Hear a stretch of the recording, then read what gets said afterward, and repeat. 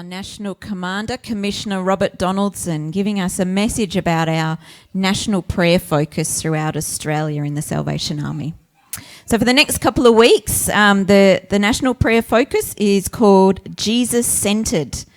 It's a time for each of us to see how we can be Jesus-centered as individuals, as churches, as mission expressions, and collectively as a Salvation Army. And the video that we just watched, the Commissioner referred to a field guide. So I have a copy of the field guide, so if anybody wants a copy after the meeting today, let me know, and I'm more than happy to photocopy it for you if you want a written copy. And it's basically like a devotional book that has each day a different passage or a reflection to read, and something to think about, focusing us on being more Jesus-centered as a Salvation Army.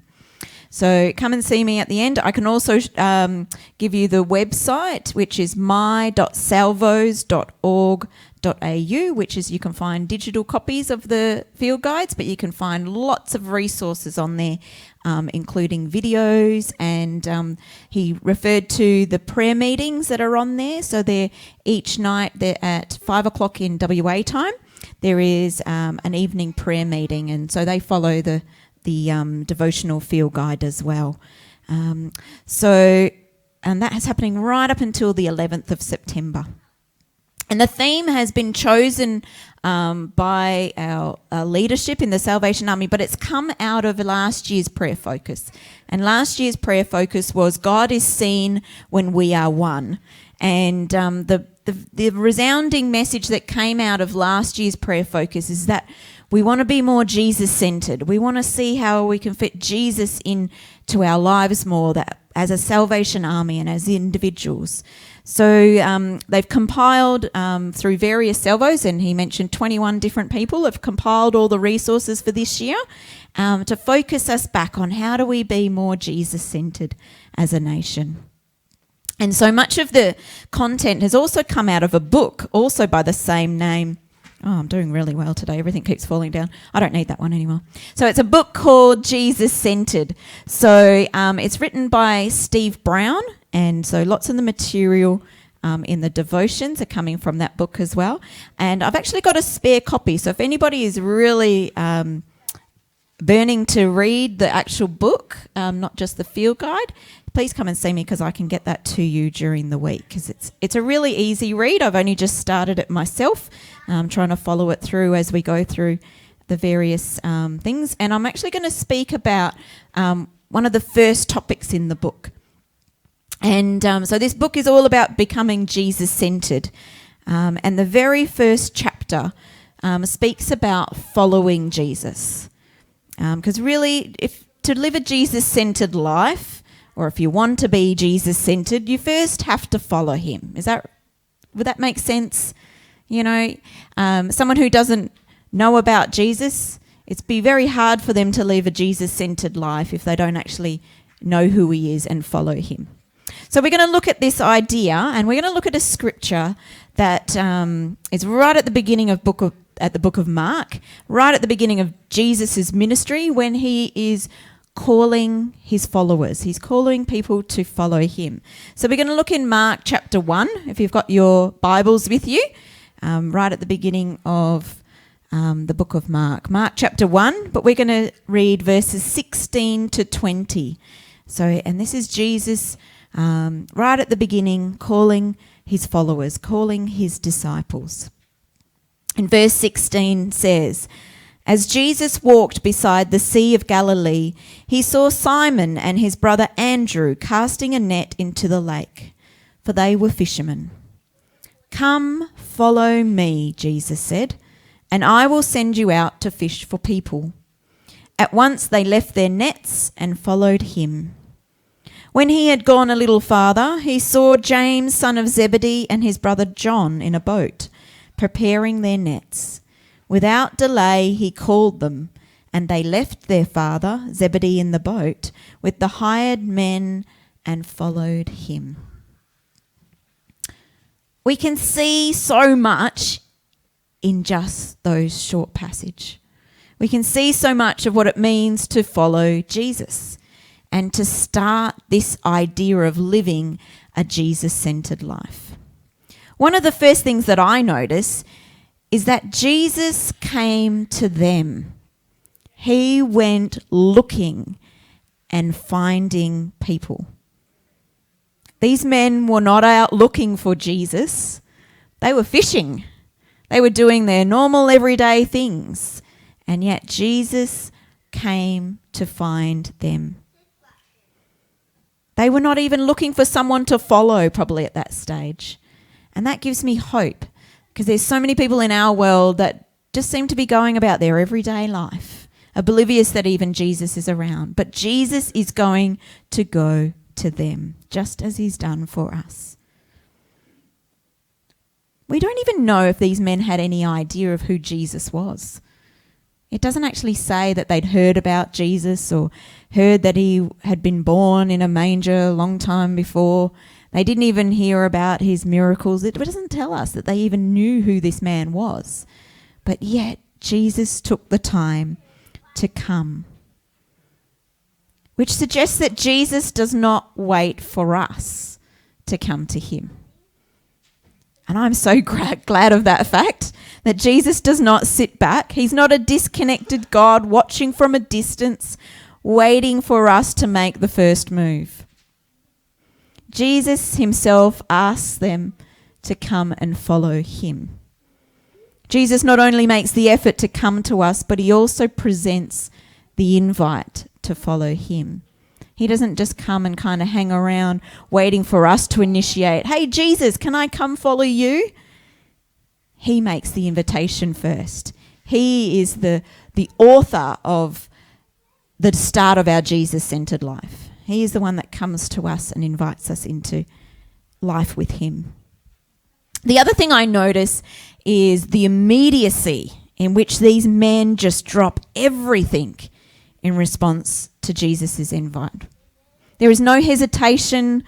No, hang on a minute while I finish what I'm doing. Hang on, Jesus, I want to go catch some more fish first. There's no 20 questions. Why do you want me to come? Where am I going? What is it going to look like? Do I need to bring anything? There's none of that. It's just immediate. Verse 18 says, at once they left their nets and followed him. At once. I read this and I think I must be a slow learner. I don't think I had as much faith as these men. My call from God was not immediate. I had too much doubt. And I certainly had way more questions about what it was going to be like.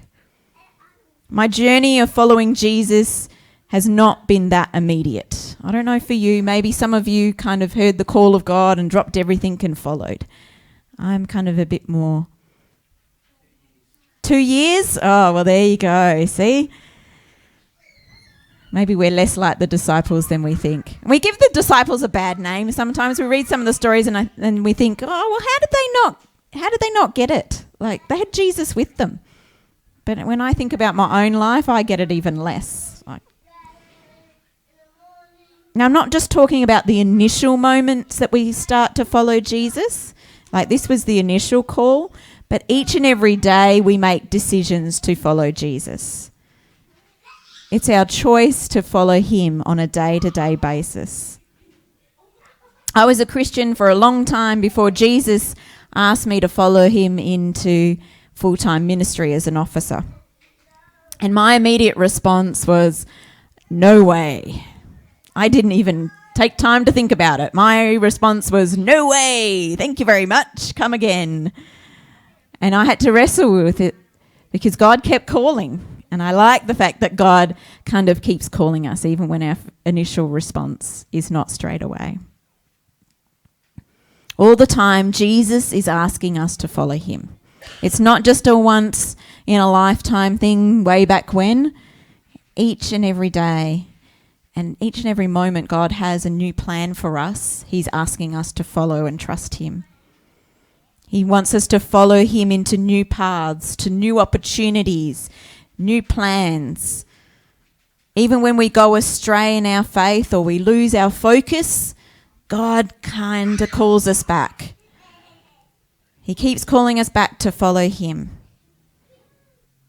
We need to continue to hear that call that God, when we kind of veer off the path, and I'm not talking about you necessarily walking completely away from your faith. I'm just talking about, your everyday journey where you get distracted, where the things of this world, the dimmer is not on, and the things of this world distract us.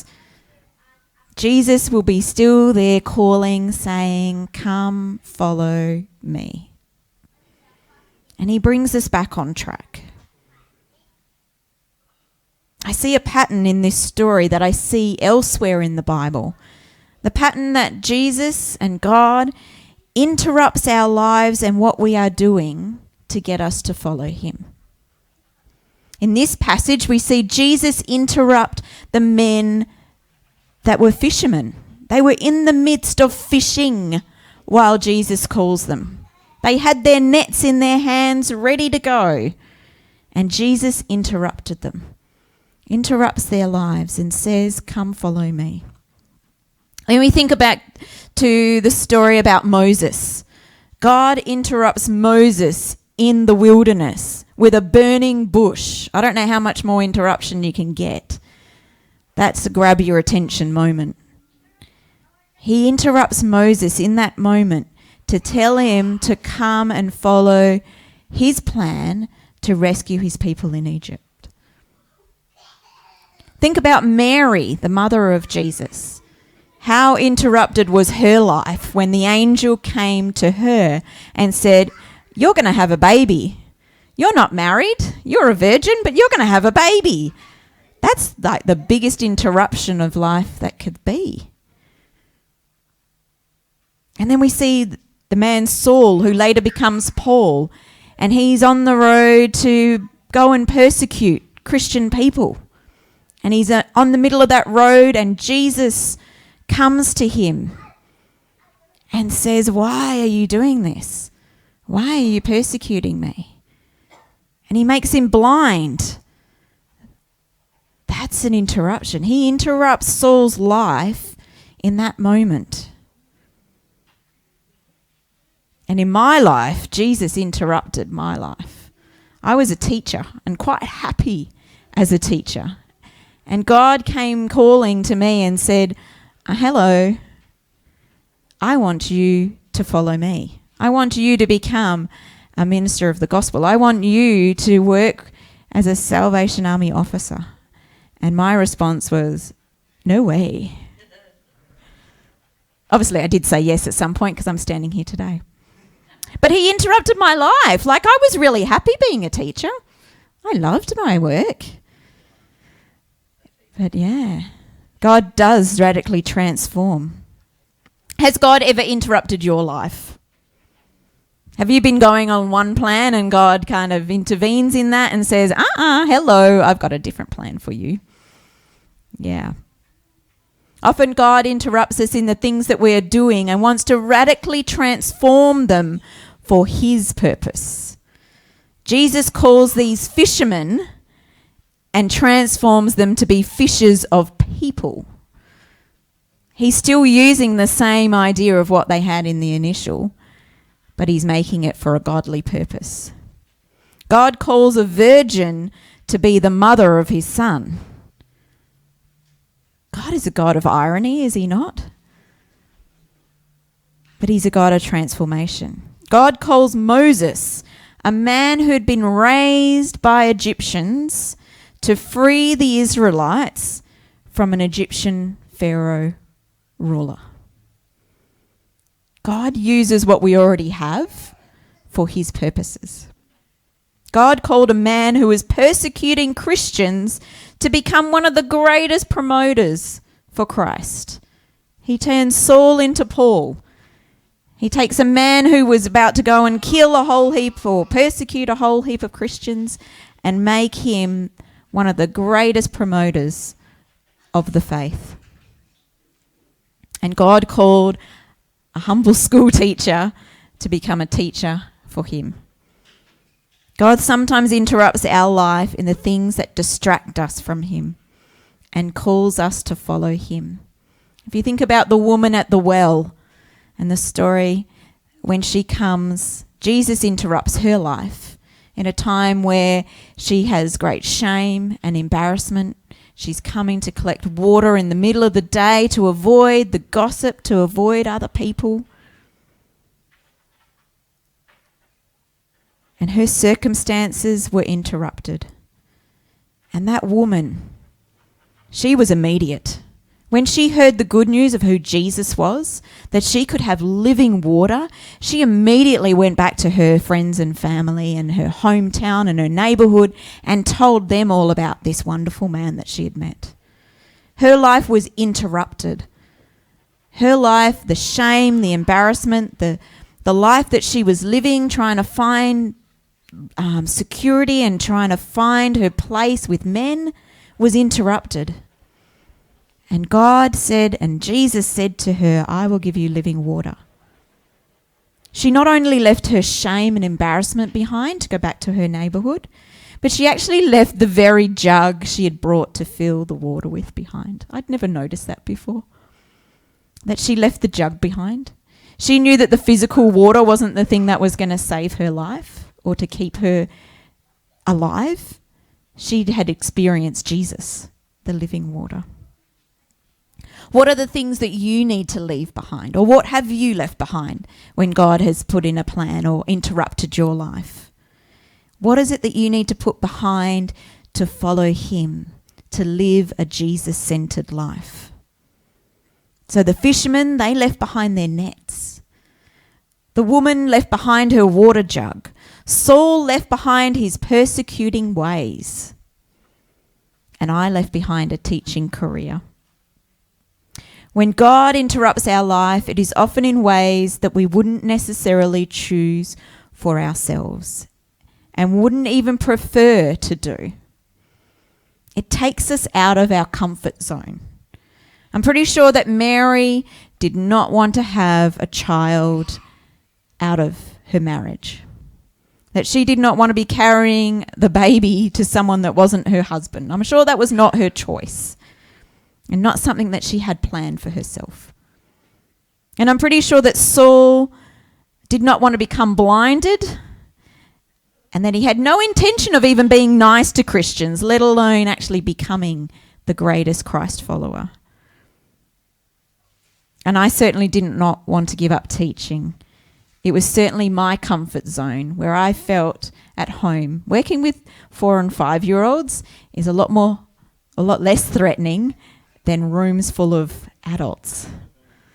That was my comfort zone. And God said, hey, I want you to follow me into ministry. I want you to stand up and preach. And I was just like, you got to be kidding me. What is God asking you to do that would make you step out of your comfort zone? That you definitely wouldn't choose for yourself? What is it that's going to interrupt the plans that you have for yourself? Have you been distracted with the things of your choosing or the things that bring you comfort? Have you lost your Jesus-centeredness? I become distracted quite often and need God to interrupt my life fairly regularly. Because when I, try to go off on my own tangent or try to make my own plans or try to do things in my own strength, God has to come back to me and remind me to follow him. Choosing to follow Jesus can be scary. I'm not going to lie. It's unknown territory. And that's why there has to be trust. Because it is not about knowing the way. It's about following Jesus and trusting that he knows the way. If you think about the story of Peter walking on the water, Jesus calls to Peter to come to him out on the water. He was asking Peter to come into that unknown, that scary place, out of the boat, out of that comfort zone. And we sang that in our song earlier in the Oceans, where it says, you call me out upon the waters, the great unknown where feet may fail. God calls us to follow him when all logic says we shouldn't, that it would be too scary, that's unknown, you don't know what you're doing, that you might fail. It is scary. it is unknown and we could fail. And there are costs to following Jesus. And he asks us to count that cost and to work out for ourselves if we still want to follow him. The costs are sacrifice. They are about denying ourselves, about surrender and giving up our comforts. In this book by Steve Brown, Jesus Centered, it says on page 11, being Jesus centered means choosing a lifetime of surrender. It's about surrendering what our plans are, what we want in life, and saying, okay, Jesus, I'm going to follow you, and I'm going to trust that you have the right plan for me. That I'm going to surrender choice to say, I'm going to follow you. Jesus himself was the greatest example of surrender. Being Jesus-centered can be scary. And that fear can become a distraction that prevents us from being Jesus-centered. Perhaps God has interrupted your life, asking you to do a task that scares the pants off you. Maybe he's asking you to have a God conversation with someone. Maybe he wants you to attend or maybe even to run a small group. Maybe God is wanting you to give or give more of your time, your talents, your resources, or even your finances. What stops you from doing the things that God calls you to do? What distracts you from doing these things? What brings you comfort and safety that you're unwilling to or too scared to give up? What are you needing to leave behind? What are you putting your trust in? Are you trusting in the things of comfort and safety, or are you trusting in the plan of God? Peter was able to go out upon the water as he was putting his trust in Jesus. Are you a follower of Jesus? Are you continuing to follow him? Do you need to get back on track? Have you kind of wandered off the path a little and you need to hear his call for you so that you can get back into a Jesus-centered life? As a local church here in Bunbury, and for those online, part of this wider congregation, are we following Jesus?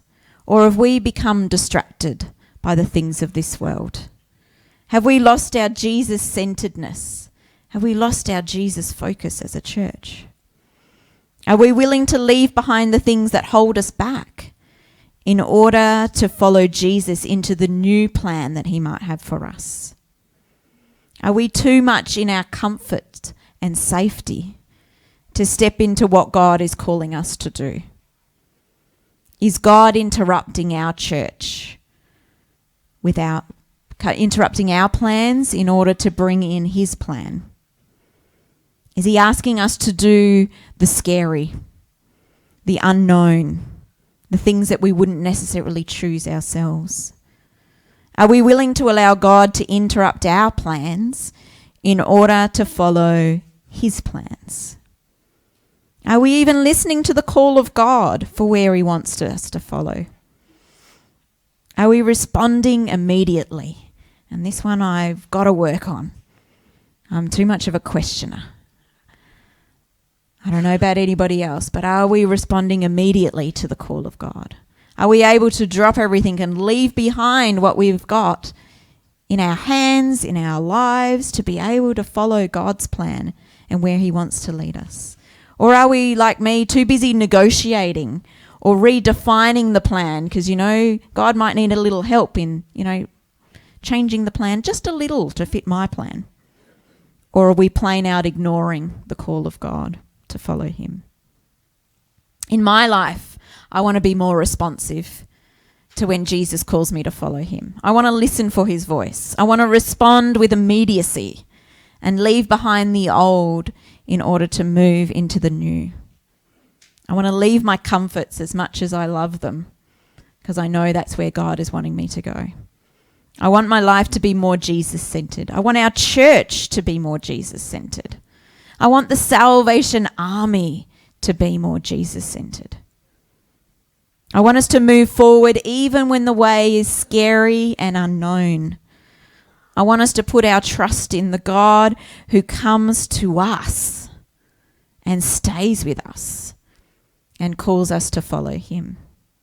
He cares enough to personally call each of us.